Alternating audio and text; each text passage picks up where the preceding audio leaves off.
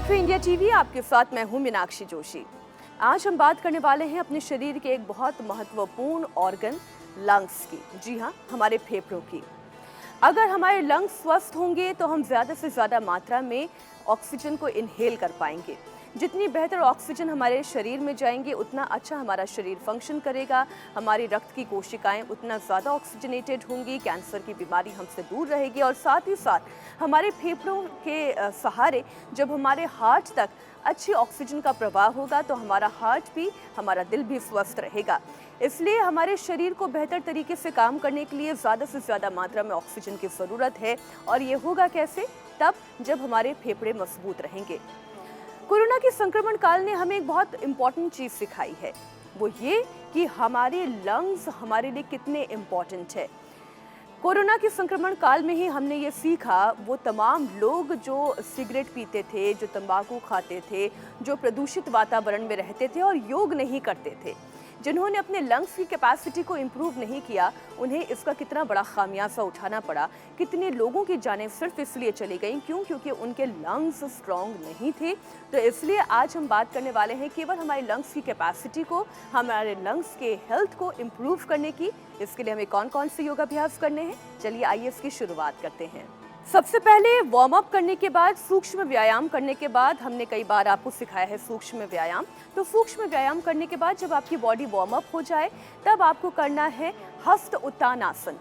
हस्त उत्तान आसन, हस्त का मतलब आप समझ गए, हाथ, और उत्तान आसन यानी एक ऐसा पोज जिसमें आपकी पूरी बॉडी ऊपर की तरफ लिफ्ट होती है।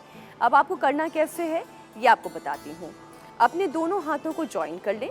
इस तरीके से मैं खड़ी हो जाती हूँ, आपको ज़्यादा बेहतर तरीके से समझ में आएगा। और इनहेल करते हुए अपनी बॉडी के ऊपर, अपने हेड के ऊपर अपने हाथों को लेकर जाएं। कुछ इस तरीके से इनहेल करते जाएं। जितनी सांस आप अंदर खींच सकते हैं उतनी सांस आप खींचें। शोल्डर्स जितने ऊपर ले जा सकते हैं उतना शोल्डर ऊपर ले जाएं। और फिर धीरे धीरे अपने पाँव में जो शोल्डर लेंथ डिस्टेंस है उतना आप खोल के अपनी बॉडी को धीरे धीरे पीछे खींचें।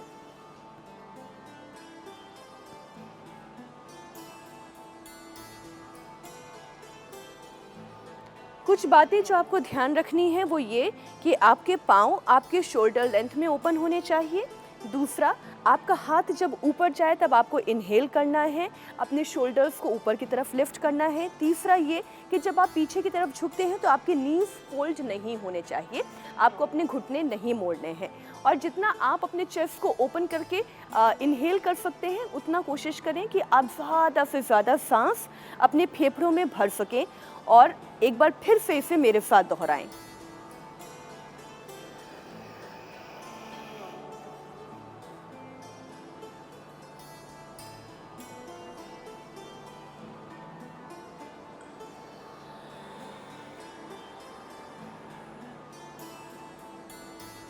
फिर से देखें।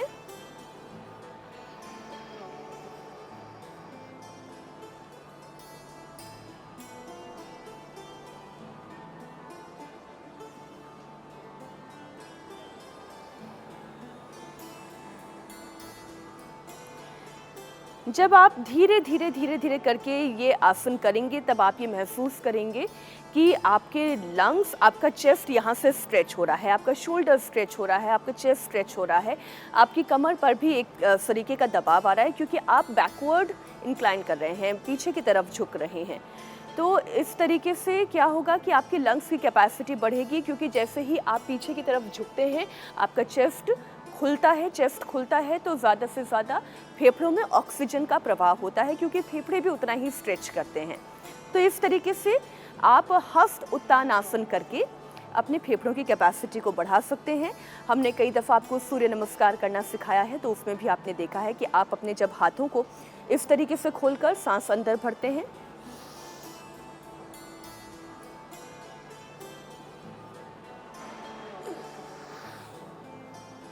तब उसमें भी आपकी लंग्स की कैपेसिटी इंप्रूव होती है। फिर चाहे आप इस तरीके से करना चाहें,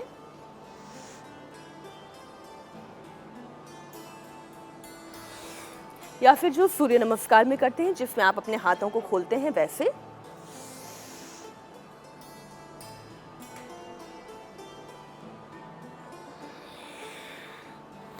सुबह सुबह की ताज़ी हवा में या फिर सूरज की रोशनी में जब आप ये आसन करेंगे तब विटामिन डी की कमी तो दूर होगी ही, क्योंकि आप सूरज की रोशनी में कर रहे हैं, और ऑक्सीजनेटेड एनवायरनमेंट में करेंगे, पेड़ पौधों के बीच में करेंगे, तो आपके फेफड़ों तक शुद्ध हवा जाएगी, ताज़ी हवा जाएगी और भरपूर मात्रा में जाएगी। इससे आपका फेफड़ों में ऑक्सीजन जाएगा और आपकी हेल्थ इम्प्रूव होगी।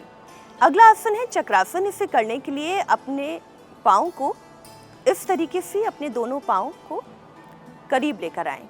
अपना दोनों हाथ अपने कान के पास रखें, कुछ इस तरीके से। ये ध्यान रखिएगा अलाइनमेंट आपका हाथ का पंजा अंदर की तरफ है, बाहर की तरफ नहीं है, इस तरीके से।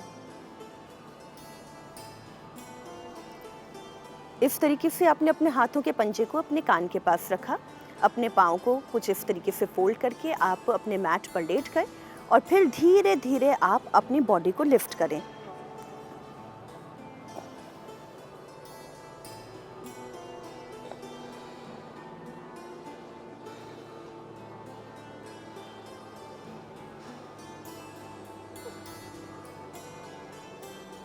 अब आपके अंदर अगर फ्लेक्सिबिलिटी है और कैपेसिटी है तो धीरे धीरे आप अपने पाँव को नज़दीक ला सकते हैं।